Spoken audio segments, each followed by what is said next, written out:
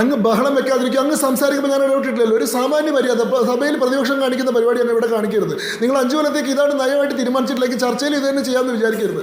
അത് നിങ്ങൾ പാർലമെന്റിൽ 234 അംഗത്തിന്റെ ബലത്തിൽ നമ്മൾ ഓരോരുത്തരേ ഉള്ളൂ. 234 ഞാൻ പറഞ്ഞു വന്നത് എന്താണെന്ന് വെച്ചാൽ അംബേദ്കർ അദ്ദേഹത്തിൻ്റെ രാജിക്കത്തിൽ തന്നെ എങ്ങനെയാണ് നെഹ്റു അദ്ദേഹത്തിൻ്റെ ഫോറിൻ പോളിസിയെ ഒരു കിച്ചൺ കോട്ടറിയുടെ മാത്രം തീരുമാനമാക്കി മാറ്റിയത് എന്ന് പറയുന്നുണ്ട്. അടുത്ത തെരഞ്ഞെടുപ്പിൽ കോൺഗ്രസ് അംബേദ്കറിനെതിരെ സ്ഥാനാർത്ഥിയെ നിർത്തി പരാജയപ്പെടുത്തുകയല്ലേ ചെയ്തത്. അംബേദ്കറുമായിട്ട് നല്ല ടേംസിലാണ് കോൺഗ്രസ് ഉണ്ടായിരുന്നത്. ഇന്നലെ രാഹുൽ ഗാന്ധി സഭയിൽ പറഞ്ഞിട്ടുള്ള കാര്യങ്ങൾ നുണയാണെന്ന് പറയാൻ എന്തിനാണ് അധികം തെളിവ്? അദ്ദേഹം പറഞ്ഞു ഈ പറയുന്ന അഗ്നിവീർ പദ്ധതി പ്രകാരം എടുക്കുന്ന ജവാന്മാർ ത്രോവേ മസ്ദൂർസ് ആണ്, അവർ മരിച്ചു കഴിഞ്ഞാൽ അവരുടെ കുടുംബത്തിന് 1 രൂപ പോലും ആനുകൂല്യം കിട്ടില്ല എന്ന് പറഞ്ഞു.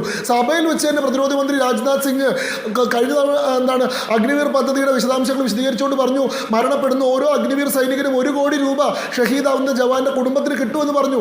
അത് വസ്തുതയല്ല. അപ്പോൾ അഗ്നിവീർ പദ്ധതിയെ പറ്റി ബോധപൂർവമായിട്ടുള്ള നുണയാണ് സഭയിൽ പറഞ്ഞതെന്നുള്ളത് ശരിയല്ലേ?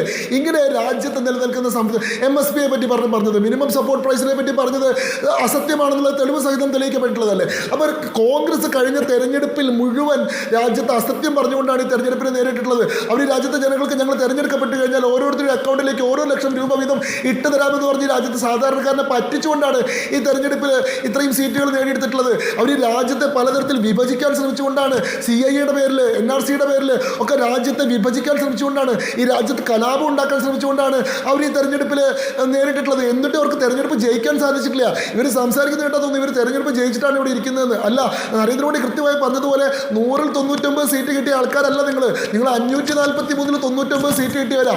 18% വോട്ടാണ്. ഫെയിലറാണ് നിങ്ങൾ. പാസ് മാർക്ക് പോലും നിങ്ങൾക്ക് കിട്ടിയിട്ടില്ല എന്നുള്ള വസ്തു നിങ്ങൾ മനസ്സിലാക്കണം. എന്നാൽ BJPയുടെ സർക്കാർ തുടർച്ചയായിട്ട് 3ാമത്തെ തവണ അധികാരത്തിൽ കയറുക ചെയ്ത് ഇന്ത്യയുടെ ചരിത്രത്തിൽ 2ാമത്തെ തവണ മാത്രമാണ് അങ്ങനെ സംഭവിക്കുന്നത്. ഒരു സർക്കാർ തുടർച്ചയായിട്ട് 3ാമത്തെ തവണ ജനങ്ങളുടെ അംഗീകാരം കിട്ടുന്നത്. അപ്പോൾ